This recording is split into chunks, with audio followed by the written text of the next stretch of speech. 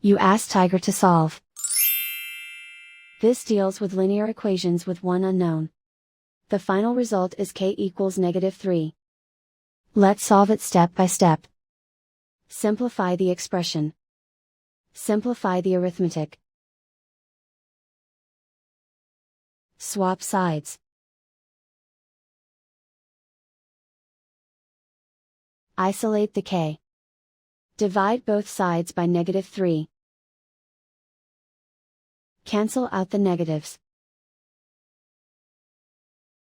Simplify the fraction.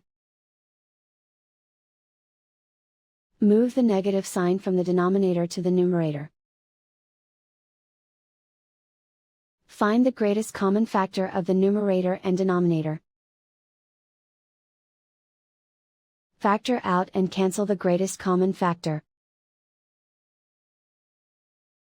And so the final result is k equals -3.